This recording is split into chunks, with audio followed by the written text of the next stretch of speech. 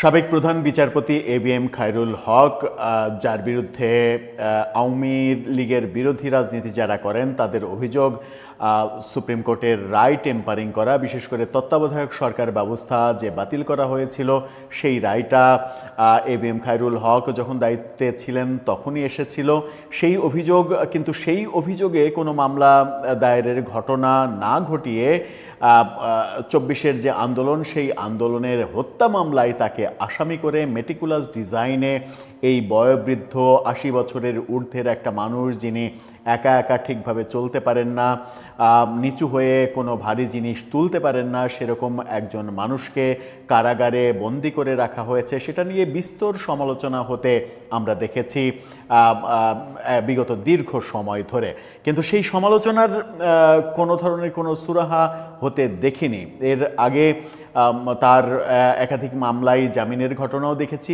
এবার বাকি যে দুইটা মামলা ছিল সেই মামলাতেও তার হাইকোর্টে জামিন হলো। প্রফেসর ইউনূসের আমলে যে জামিন আবেদনই করা যায়নি সেটার একটা বড় পরিবর্তন ঘটেছে বিএনপি সরকার আসার পরে। জামিন হচ্ছে হাইকোর্টে, কিন্তু জামিন একদিকে হাইকোর্টে হচ্ছে, অন্যদিকে আপিল বিভাগে আবার সেই জামিন স্থগিত করার জন্য আবেদনও আমরা বিভিন্ন আসামির ক্ষেত্রে দেখছি। যেমন সেলিন হায়াত, আইভি সহ বিভিন্ন আসামির বেলায় এই ঘটনা দেখেছি। দুদিন আগে আসাদুজ্জামান নূর, আসম ফিরোজ, আওয়ামী লীগের সাবেক হুইপ, তাদের জামিন হয়েছে। সেই জামিনের বিরুদ্ধে উচ্চ আদালতে আবেদন করা হবে সেটা জানিয়েছিলেন অ্যাটর্নি জেনারেল অফিস। এই ব্যাপারগুলো দেখছি। এবিএম খায়রুল হকের যখন আজকে হাইকোর্টে বাকি দুইটা মামলাতেও জামিন দেয়া হলো, তখন তার মুক্তিতে আর কোনো বাধা থাকার কথা নয়। কিন্তু সরকার সেই মুক্তি কি দিতে চায়, নাকি আপিল বিভাগে গিয়ে এই জামিন আবারও থামিয়ে দিতে চায়? চলুন একটু জেনে দেখি কি হলো, কি বলছে আদালত। আলোচনা করব এই ভিডিওতে, থাকবেন। সাবেক প্রধান বিচারপতি এবিএম খায়রুল হক, আমরা দেখেছি প্রফেসর ইউনূসের আমলে সাবেক প্রধান নির্বাচন কমিশনার একজনকে, বীর মুক্তিযোদ্ধা, তাকে কিভাবে মব করে জুতার মালা গলায় দেওয়ার ঘটনা ঘটানো হয়েছে, জুতা দিয়ে তার মুখে মারার ঘটনা ঘটানো হয়েছে। কিন্তু সেই মববাজদের কিচ্ছু হয়নি, সেই মববাজদের কিছু হয়নি, এই মবগুলো অবলীলাই করতে দেয়া হয়েছে। এবিএম খায়রুল হক বয়োবৃদ্ধ একটা মানুষ, প্রফেসর ইউনূসের সঙ্গে বয়সের পার্থক্য সামান্য, খুব কাছাকাছি বয়স, সেরকম একজন বয়স্ক মানুষকে মিথ্যা মামলায়, যে মামলার সঙ্গে তার কোনো সম্পৃক্ততাই নেই, সুপ্রিম কোর্টে তিনি প্রধান বিচারপতি থাকাকালীন রায় টেম্পারিং যদি করে থাকেন, টেম্পারিং বলতে হচ্ছে যে রায় তিনি দিয়েছেন সেই রায় বলা হচ্ছে যে এই রায় গ্রহণযোগ্য না। তো তিনি একটা ভেবেছেন, আমি আর একটা ভিন্ন ভাবতেই পারি, তার কাছে এটা গ্রহণযোগ্য মনে হয়েছে, আমার কাছে গ্রহণযোগ্য না মনে হতেই পারে। সেই অভিযোগ আমরা দিতে পারি, আদালতেই আবার বলতে পারি অভিযোগ যে এটা বেআইনি কাজ করেছেন, এই বেআইনি কাজের জন্য তার শাস্তি দিতে হবে, সেটা বলতে পারি আমরা আদালতে। সেই মামলায় যদি তিনি দোষী সাব্যস্ত হন তাহলে তার বিচার হতে পারে। কিন্তু সেটা না করে প্রফেসর ইউনূসের মেটিকুলাস আইন উপদেষ্টা আসিফ নজরুল তাকে হত্যা মামলায় গ্রেপ্তার করিয়েছিলেন, তার নামে মিথ্যা হত্যা মামলা দিয়ে। তাকে এই প্রশ্ন বহুবার করা হয়েছে, এই প্রশ্নের সদুত্তর তিনি দিতে পারেননি। বহু সমালোচনা করা হয়েছে যে প্রফেসর আসিফ নজরুলের মানে ক্ষমতা নেই যে অ্যাকচুয়াল মামলা তার নামে হওয়া উচিত সেই মামলা দিয়ে তাকে সাজা দেওয়ার, কিংবা সেই মামলা ব্যাপারে আইনি গবেষণাগুলো করে সেটার মানে সমাধান খুঁজে বের করা, সেই ক্ষমতা যেহেতু নেই সেহেতু সস্তা পথ অবলম্বন করেছিলেন তিনি। হত্যা মামলায় ফাঁসিয়ে দিয়ে তাকে সহজেই কারাগারে ঢোকানোর যে ব্যবস্থা সেটা করেছিলেন, এবং পরবর্তীতে আমরা দেখেছি যে তাকে জামিন দেওয়া হচ্ছে না, জামিন আবেদন নাকচ করে দেওয়া হচ্ছে, এবং আদালতকে প্রভাবিত করার ঘটনাগুলো তো প্রফেসর ইউনূসের আমলে দেখেছি। এখন সময়টা পরিবর্তন হয়েছে, এটা একটা খুবই শুভ লক্ষণ যে মানুষের অধিকার দিতে হবে। যে যত বড় অপরাধী হোক না কেন, তার যদি জামিন পাওয়ার অধিকার থাকে, সেই অধিকার বঞ্চিত করা কোনো গণতান্ত্রিক সমাজের কর্ম হতে পারে না। এবার আমরা দেখছি যে হাইকোর্টে খায়রুল হকের যে আরও দুইটা মামলা ছিল সেই দুই মামলাতেও জামিন দেওয়া হলো। সুতরাং আইনজীবীরা বলছে তার আর মুক্তিতে কোনো সমস্যা নেই। শিরোনামটা দেখে নিন, সেখানে বলা হচ্ছে আরও দুই মামলায় খায়রুল হকের জামিন, মুক্তিতে বাধা নেই। জুলাই আন্দোলনের সময় রাজধানীর যাত্রাবাড়ী ও মিরপুর থানায় দায়ের করা হত্যা মামলায় সাবেক প্রধান বিচারপতি এবিএম খায়রুল হককে জামিন দিয়েছেন হাইকোর্ট। ফলে আপাতত তার কারামুক্তিতে আইনগত কোনো বাধা নেই, আইনজীবীরা সেটাই বলছেন। বিচারপতি কে এম জাহিদ সারোয়ার কাজল ও বিচারপতি শেখ আবু তাহেরের সমন্বয়ে গঠিত হাইকোর্ট বেঞ্চ এই আদেশ দেন। কি নির্মম পরিহাস, ভাগ্যের কি নির্মম পরিহাস যে এবিএম খায়রুল হক তিনি প্রধান বিচারপতি ছিলেন, সেই প্রধান বিচারপতিকে আজকে নিম্ন আদালতে কিংবা হাইকোর্টে জামিন প্রার্থনা করতে হচ্ছে, যারা একটা সময় তার অধীনস্থ ছিলেন।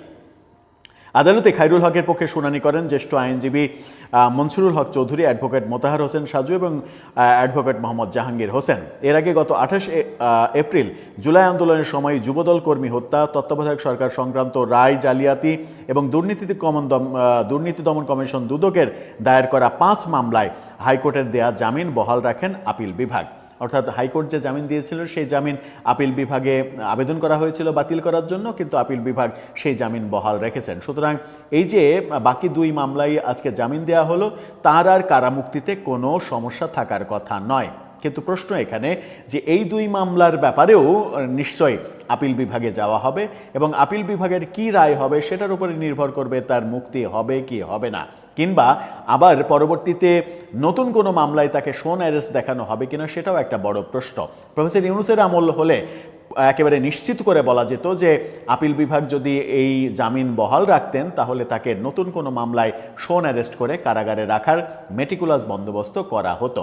আমরা আশা করব যে গণতান্ত্রিক সরকার সেটা করবে না, কারণ সবার অধিকার নিশ্চিত করবে। এবিএম খায়রুল হক যদি সত্যিই অপরাধী হন তাহলে তিনি আইনি মোকাবেলা করার অধিকার প্রাপ্ত হলেও তাকে সাজার মুখোমুখি হতে হবে। সুতরাং তাকে পূর্ণ অধিকার দিতে হবে আইনি মোকাবেলা করার। তিনি ফ্রিভাবে, এবং সবথেকে বড় কথা হচ্ছে তিনি বয়োবৃদ্ধ এবং শারীরিকভাবে খুবই অসুস্থ একজন মানুষ। তিনি নিচু হয়ে কোনো দ্রব্য, একটু ভারী কোনো দ্রব্য তুলতে পারেন না, এরকম কথা আদালতকে বহুবার জানানো হয়েছে। অথচ তার নামে মামলা কি যে তিনি ওই জুলাইয়ের বিভিন্ন জনকে তিনি হত্যা করেছেন।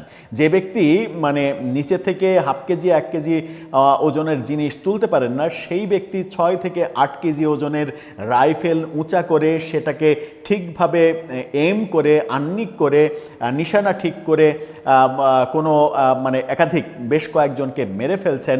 এই যে মানে অথর্ব যুক্তি, এই যে মেটিকুলাস ডিজাইন আসিফ নজরুল এবং ইউনুস গঙের, এই ডিজাইন যে আদতে ধোপে টেকার মতো নয়, সেটা জানা সত্ত্বেও আদালত আসলে প্রফেসর ইউনুস সরকারের চাপে কোনো ধরনের কোনো সিদ্ধান্ত নিতে পারেননি, এর আগে জামিন দিতে পারেননি। এবার জামিনটা হলো শেষ পর্যন্ত।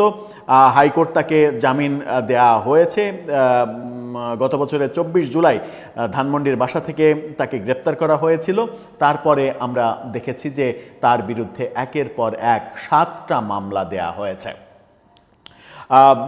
এখন অপেক্ষা যে এই মামলা জামিনের বিরুদ্ধে সরকার আপিল করে কিনা। আপিল করলে আগের 5 মামলায় আপিল বিভাগ যেমন রায় দিয়েছেন যে হাইকোর্টের জামিন বহাল থাকবে, ঠিক তেমনি রায় দেবেন কিনা, কারণ এখানে অনেক মানবিক দিক বিবেচনার রয়েছে এবং আপিল বিভাগে যারা কাজ করেন, তারা যারা দায়িত্ব পালন করেন, তারা একসময় এই এবিএম খায়রুল হকের অধীনস্থ হিসেবে কাজ করেছেন। সুতরাং সব দিক থেকে বলা যায় যে এবিএম খায়রুল হক হয়তো কিছুদিনের মধ্যে মুক্ত হবেন এবং তাকে মুক্ত পরিবেশে আইনি লড়াই করার সুযোগ দিতে হবে।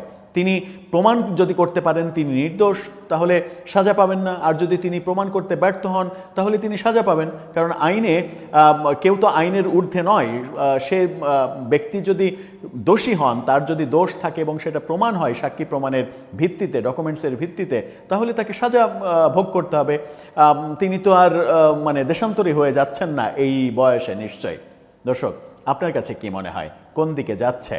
অবশ্য একটা কথা বলা যায় আপনার মতামতের প্রেক্ষিতে মনে রাখার জন্য বলছি, সেটা হচ্ছে সাম্প্রতিক সময়ে হাইকোর্টের যে ভূমিকা, যে ক্ষেত্রে জামিন যার যার পাওয়ার অধিকার, এই যে জামিনগুলো হাইকোর্টের বিভিন্ন বেঞ্চ থেকে সাহসিকতার সঙ্গে দেয়া হচ্ছে, এটা অন্তত বিচার বিভাগের একটা বড় উন্নতি, যেটা প্রফেসর ইউনূস সরকারের আমলে তারা পারেননি। আপনার মত